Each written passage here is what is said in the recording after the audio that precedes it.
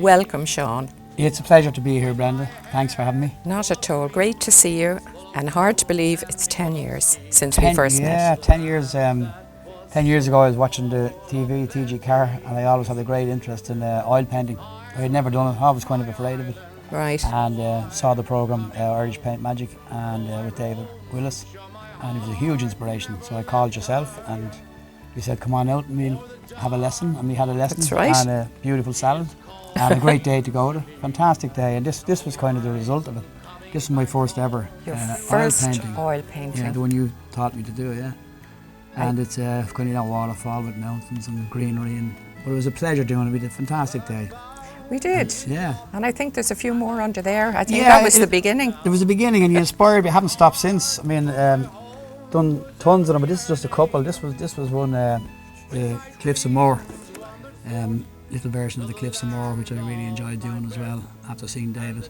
It's lovely. There's great depth in that. Yeah, it turned out pretty well, you know. But it's very therapeutic. It's very relaxing.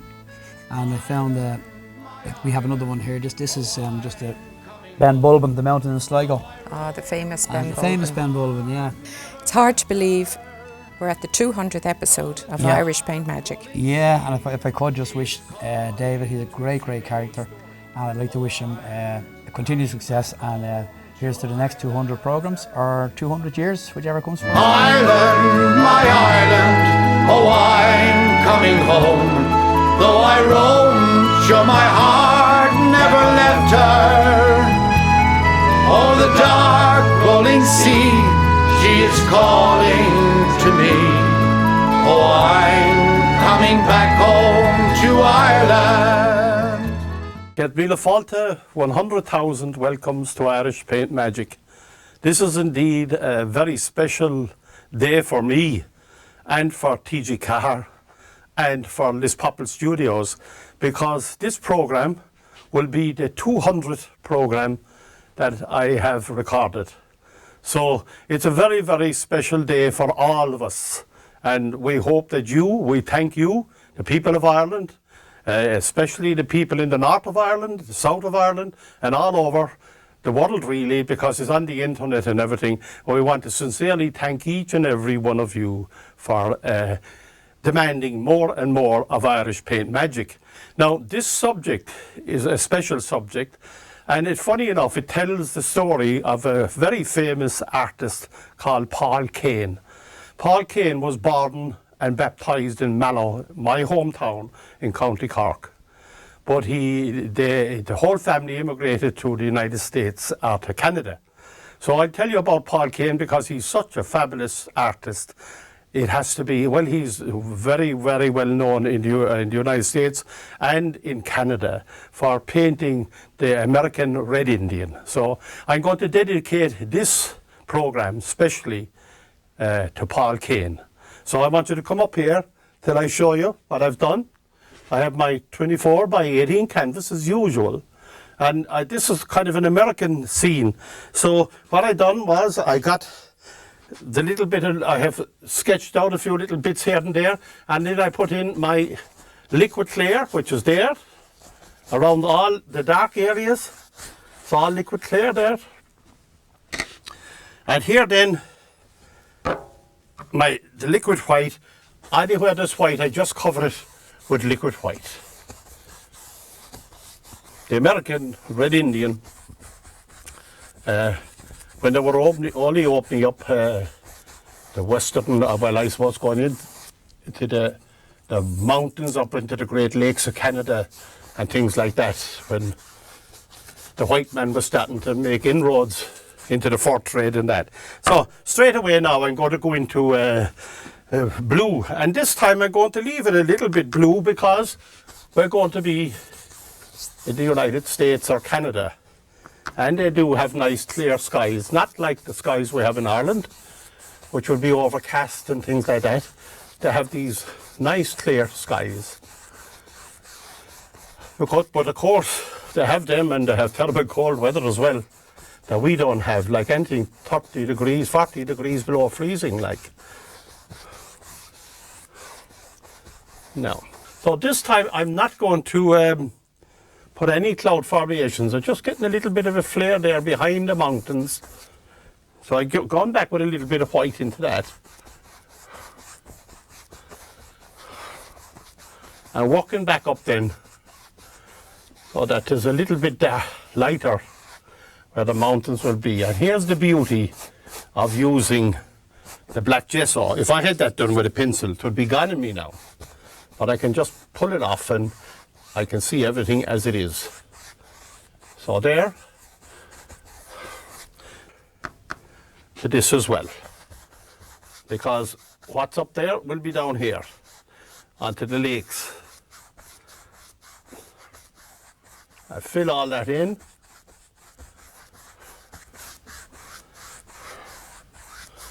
And then I can pull out all the way out.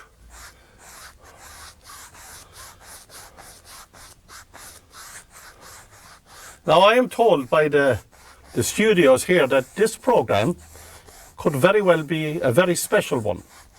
And they're thinking of coming to my hometown and see where I got my inspiration for painting, where I went to school, that type of thing, and where I drink my pints, that kind of stuff. But anyway, you'll have to be patient for that. So this time I just more or less get, I think Van Dyke Brown might be a fairly good colour. That mountain, a bit of Van Dyke Brown, I might put a little bit of sienna into it. And maybe a bit of white, because to push that back, maybe a little bit of blue, not a whole lot. Just to make that mountain a little bit further back there. Yeah, that's it. It's not pure colour, like, you know. And then coke that fella back down this way. And let that more or less mix with the colour I have on there. There, that kind of a thing, without going to any great detail now. Because this one is quite a bit away anyway. And then we can come to this fella here, and I go into the Van Dyke Brown with that one. Maybe a little bit of sienna into it, dark sienna. And you get these big, up in the Rockies, these pinty mountains, not like Irish mountains at all. And very steep, and over and down. Fill them in, push the other one back a little bit, and here.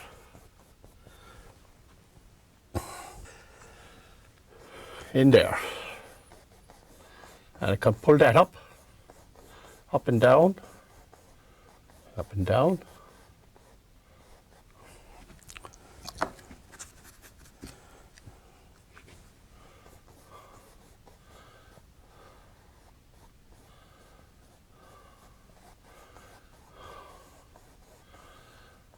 Paul Kane, the man now that I'm dedicating this to, was born in Mallow in 1810. He was the fifth son of a family of 8. And his dad was serving with the British Army in Ireland at the time. Now I'm going to go back up here. I'm going to push that back a little bit there. And this one. And Paul was born in Mallow, County Cork, and he was baptised in St. Anne's Church in Mallow, which is now really, St. Anne's is on the ground of St. James's Church in Mallow. And there's a strange twist to that in the end of the story, actually. Now, I'll tell you about that later, not now. Here again now I'm going to go in here.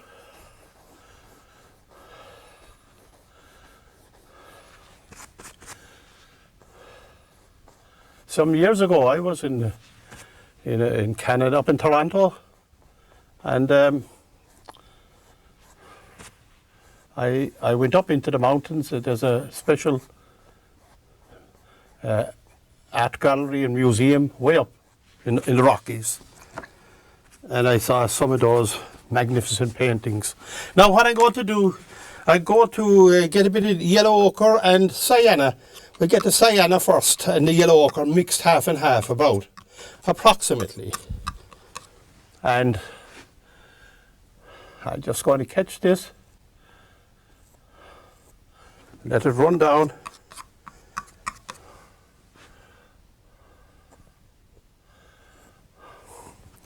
Down the mountain.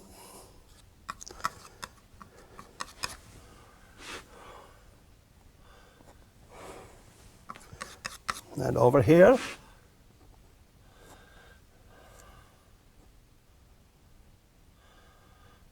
Let it run down like that.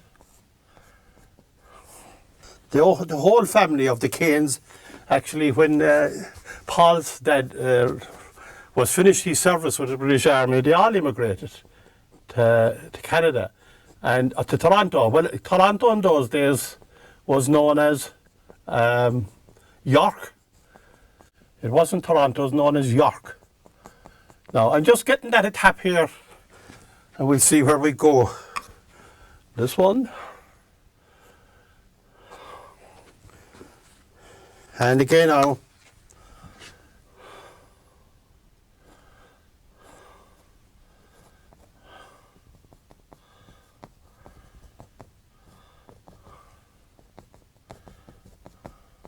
But when Paul matured and started to go for work after his education, he went on to be a signwriter and also a furniture painter. That started his career.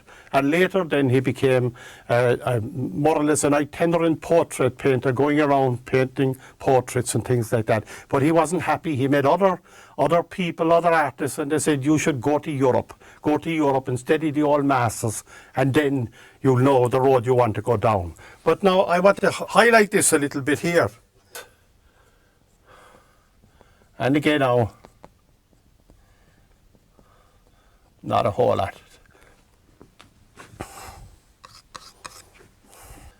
Right.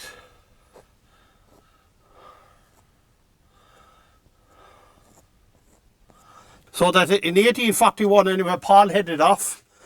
He got a few quid together and headed off for Europe.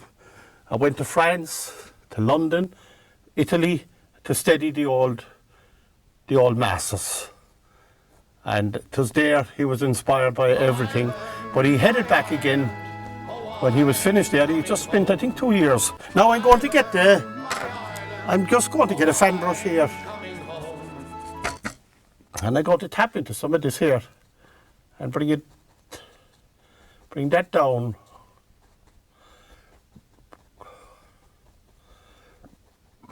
Excuse me. Bring that down the mountain a little bit there. This one would be more or less the same. The skyline now would be broken there and that to give the illusion of trees and things growing up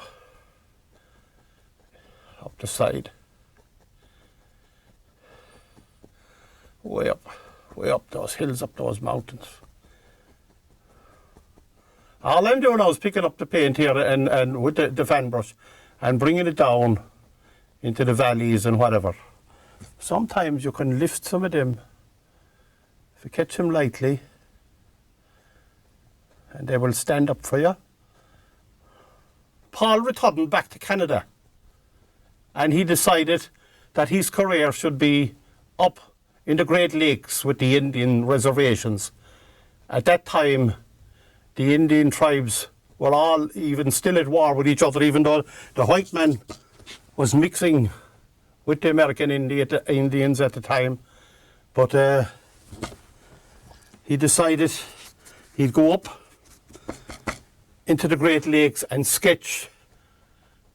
He'd sketch the Indians in their natural habitat.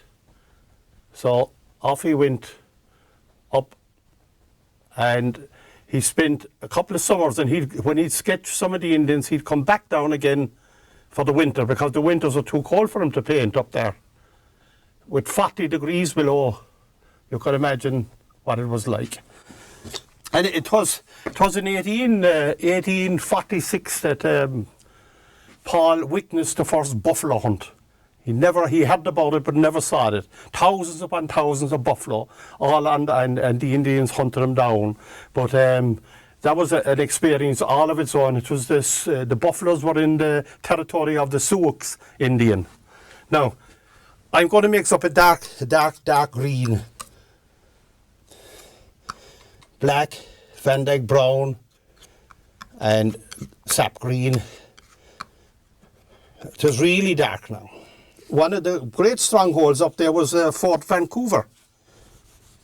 And he used to stay there, and he was sketching all different tribes, going out and sketching all different tribes.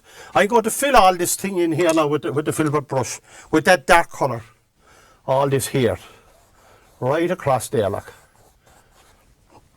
And that will push those mountains back.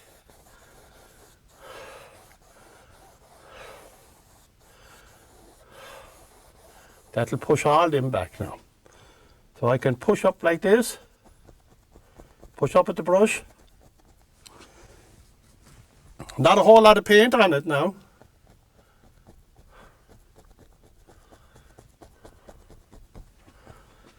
I want to shove all those mountains way back. Right, now I go to the fan brush, the same paint. I'm going to thought up. A lot of these would be pine trees were all wild that time. I'm sure they're still wild everywhere. But anyway, forestry across the lake.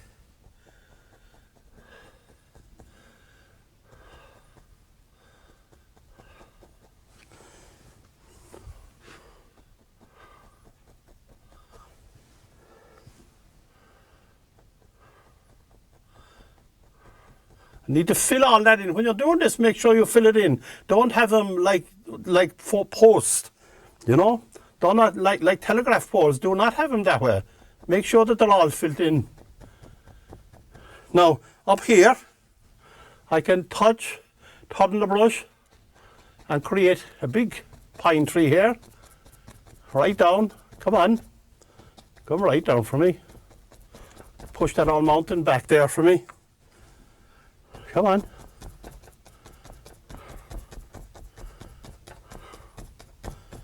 Now I go back there. I think he should have a little body there. There. That fella can come in that way. That's better. And here. Still with the old dark green now.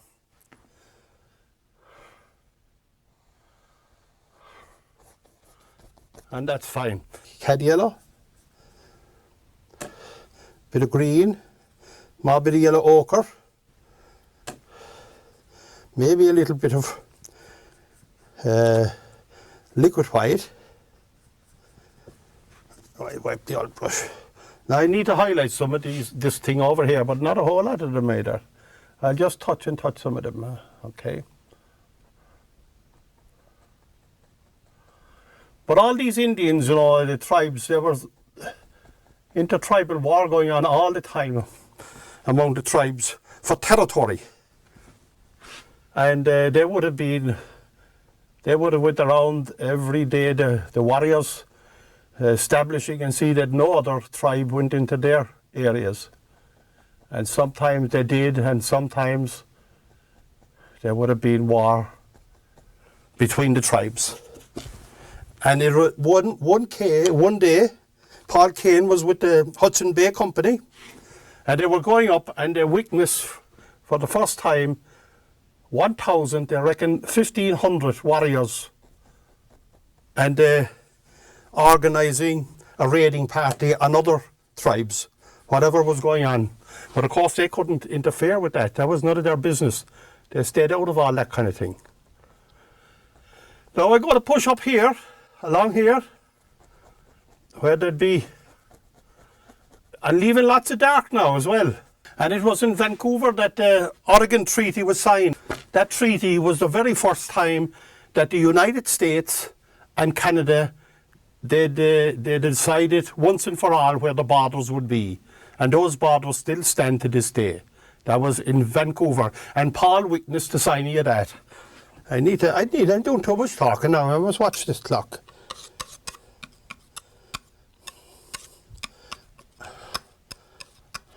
Up here, I need to line up those trees there. And here.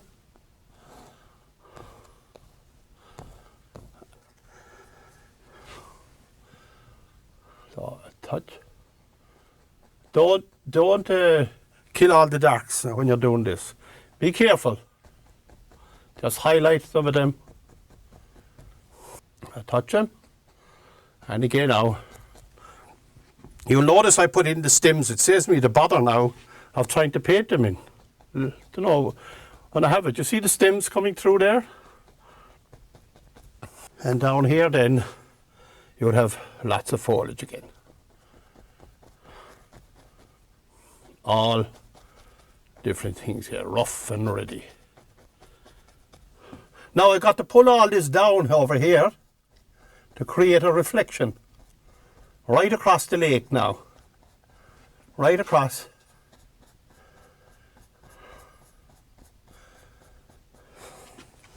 So we're very, very proud here in the studios today. Absolutely. When we started first, all of 10 years ago, just about 10 years ago, we first started with just to test to know was there any demand in the world of art for painting, especially Irish scenes. And we got 6 episodes.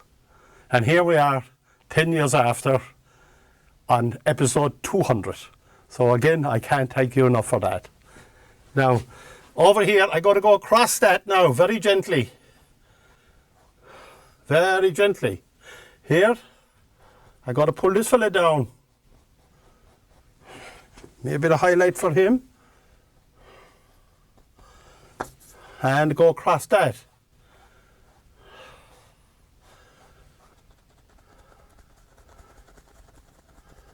I just push it up. Make plenty of noises. But his eyesight failed and eventually had to pack up the painting. And you know, he lived on for quite a while after. And he eventually died in 1871. I think he was 61 years of age. Now, I just want the cameras to come up because I have the few surprises that I always have. Now I have somebody in here if I can find him. We'll see. So this fella came in and he's out of his territory. He's in it, but there was an Indian warrior came in there, not of the tribe that's supposed to be there.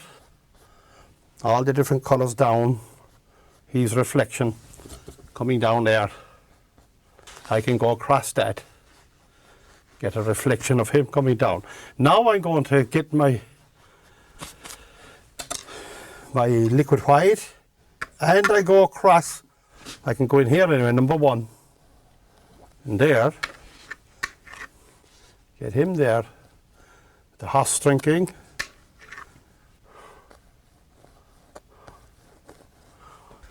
And Paul started out his life in Mallow in County Cork, and when he died he was buried in St. James's Cemetery in Toronto. And funny enough, the same name applied to the same where he started. He was born, baptised in St. James's, and then he died in that graveyard. He died in St. James's in Canada. I've got another bit to come up here, so I want you to come along here with me, please. So,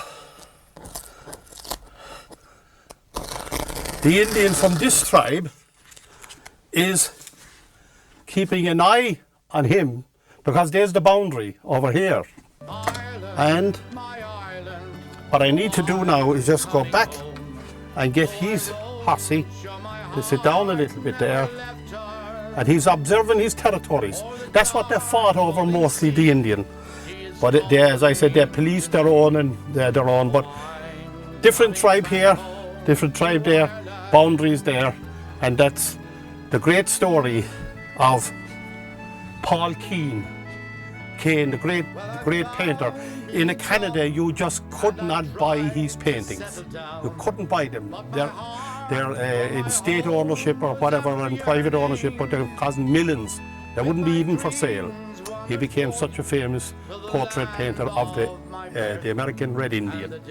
And again, as I said, thank you, the people of Ireland, in our 200 series, north and south, and all over the world, that keep demanding more and more of Irish Paint Magic, produced by Liz Popple Studios, and thanks to TG Carr. And until we meet again, Garamila Mahagot Shlan Lat, and God bless you all, my friends. I believe you have a special message for him. I have indeed, as Gaelga, we're on TG Carr, so Dahi, William, Uchorgus Mora wrote, an gáché chlór yentu Liz Popple Studios, ta alán funne vagad, ta alán alín fós, an sin agus William tetu rai agus nísmó yenov agus an ócóid mór seo gáché chlór anwa Uchorgus Rúria Morachan. Garamila Mahagat Rory, Slán. Ireland, my